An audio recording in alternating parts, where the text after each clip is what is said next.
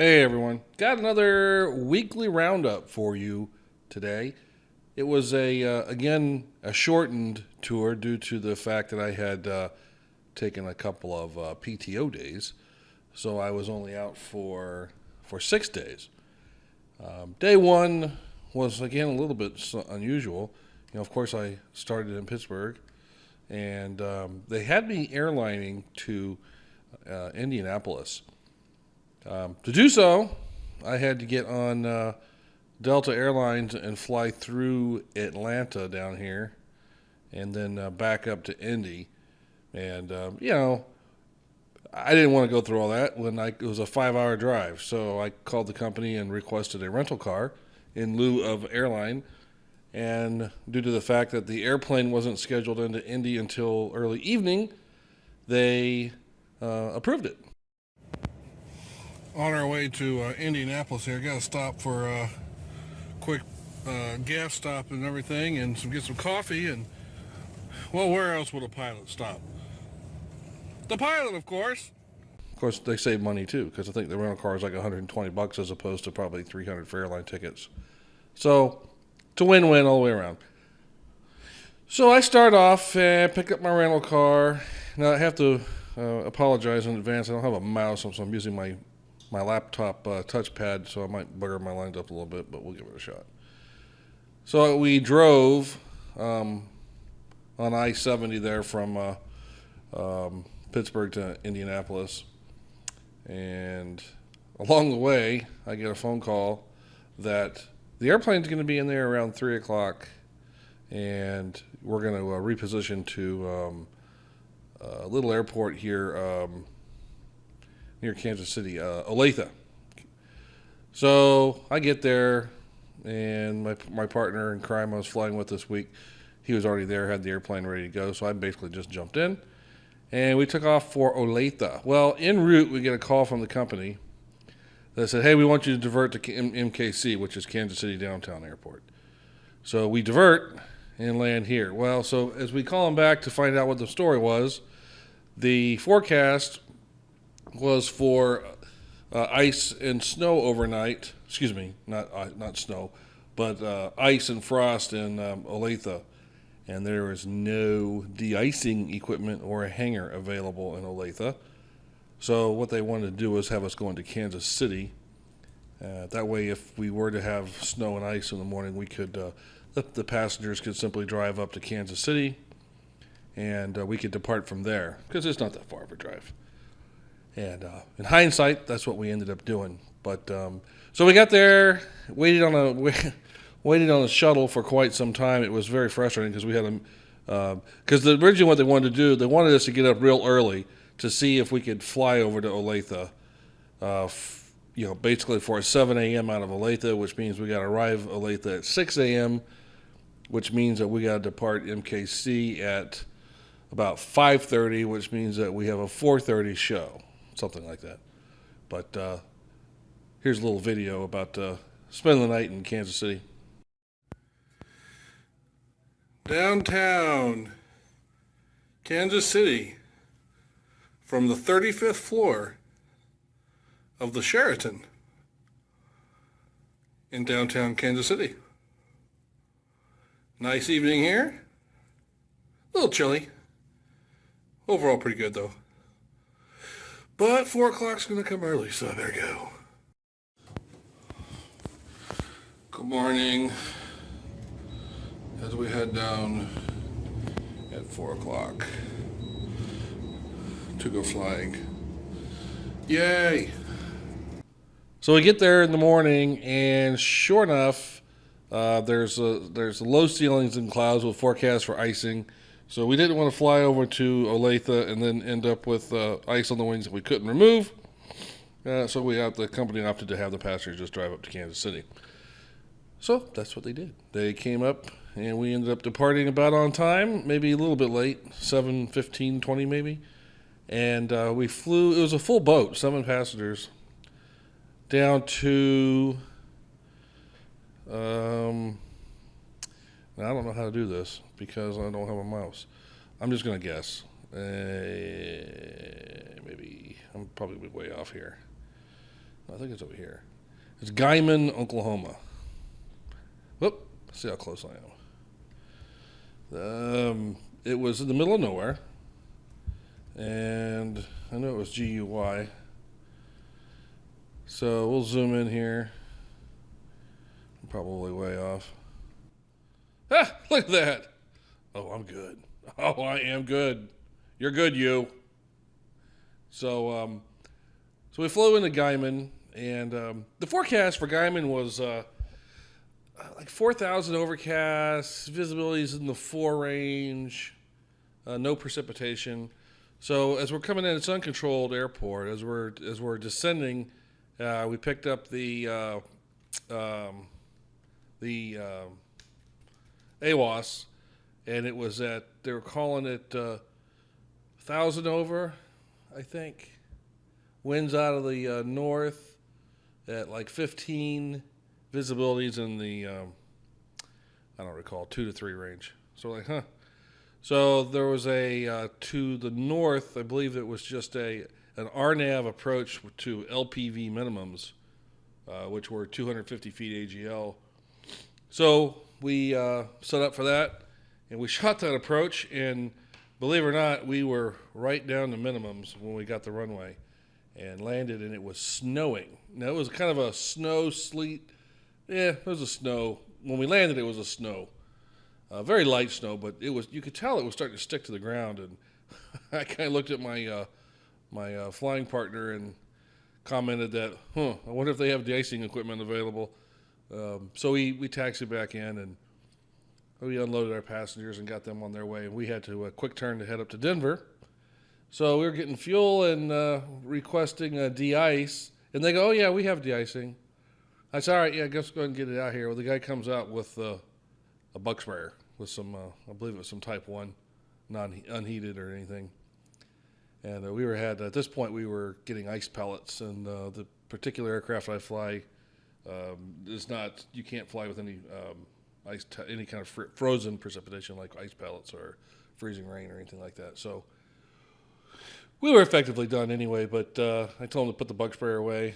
You know, basically all the bug sprayer is good for is if you have some frost on the airplane in the morning, you can use it for that. But for actual de-icing, when you get ice on the airfoils, I've never seen them to be effective at all.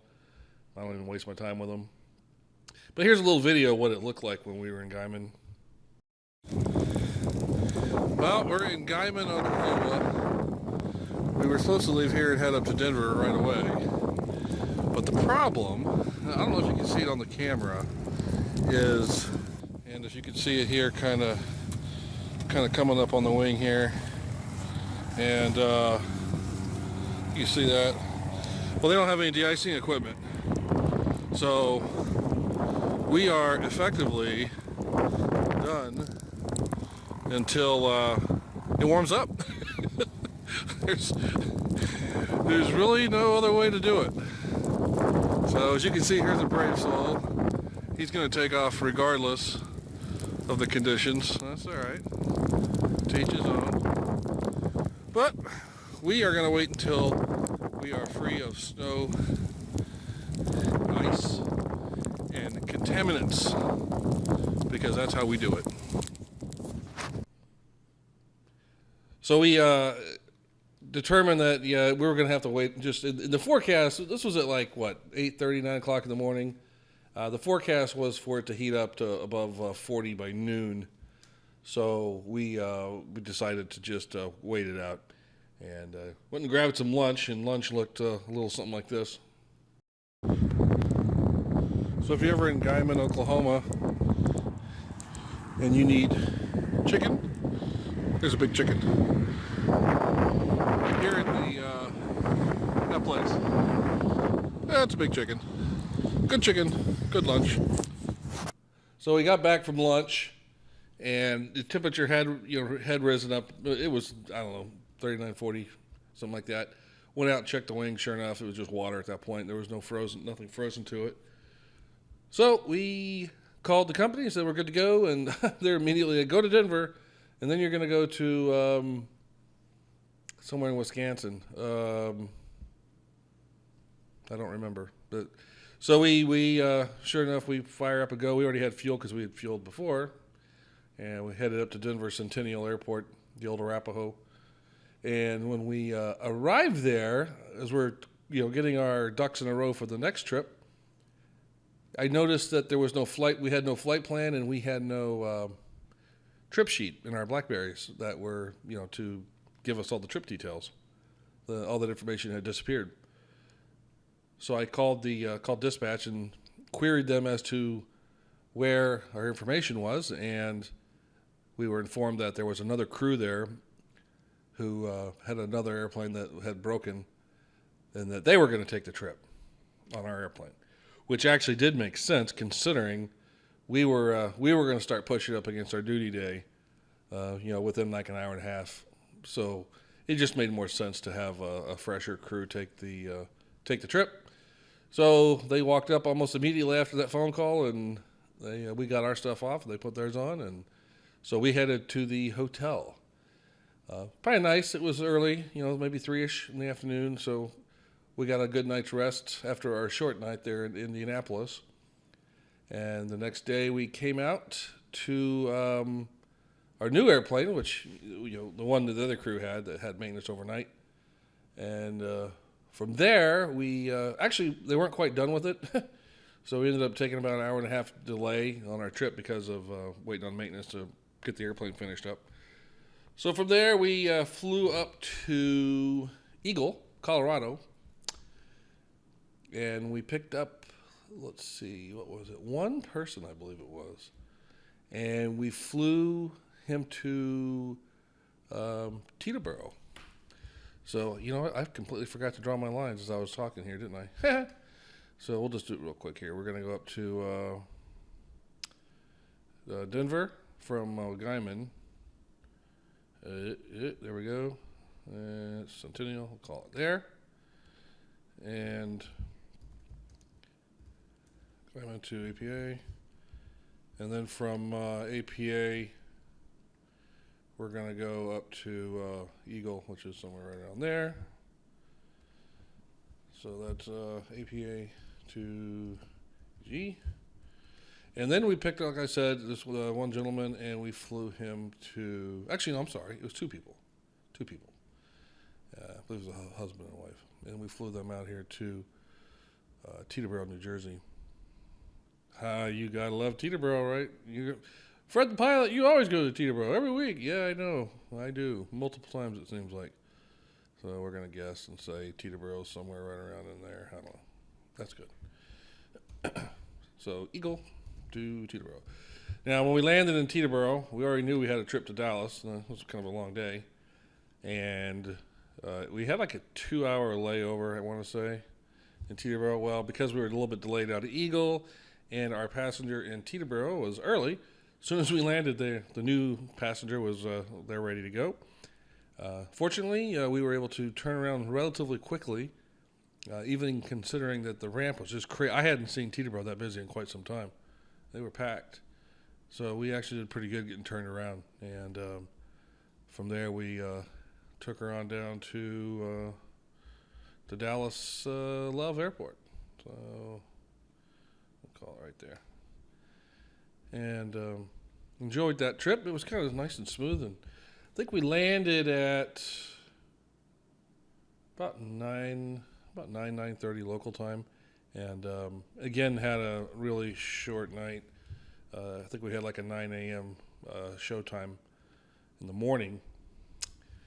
Excuse me for smacking there. And we're going from Dallas. We went down to... Where did we go? It was in Texas. We went to... Fredericksburg. I love that town. I don't know why. Fredericksburg, Texas.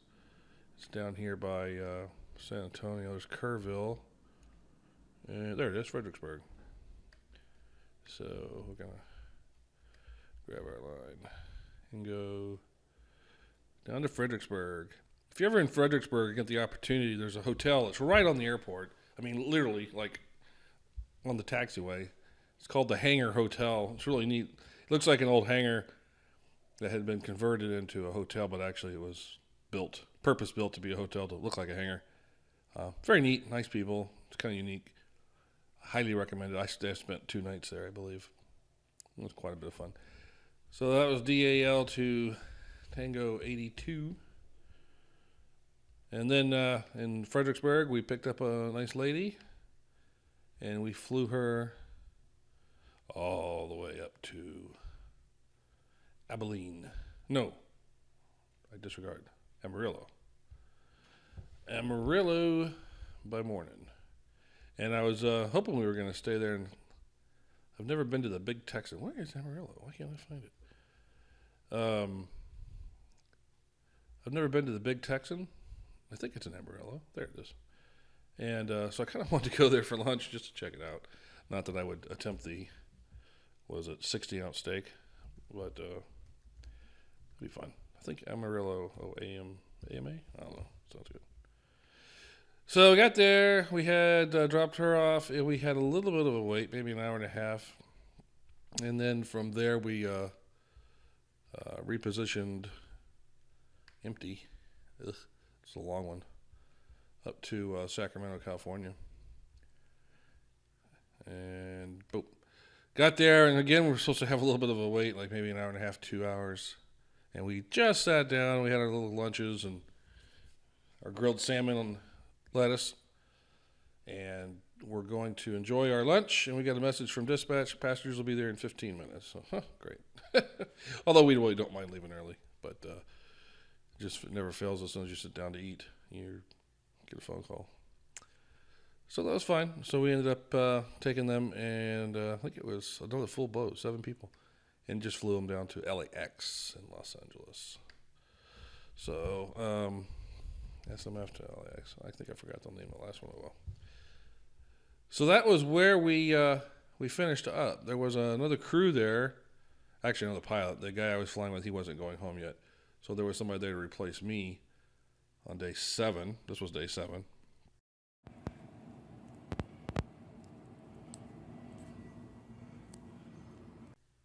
So then on the morning of day 8, I woke up, had airlines at 7:30 on Acme Airlines. I finally made silver medallion on Acme, so I was able to at least get an exit row.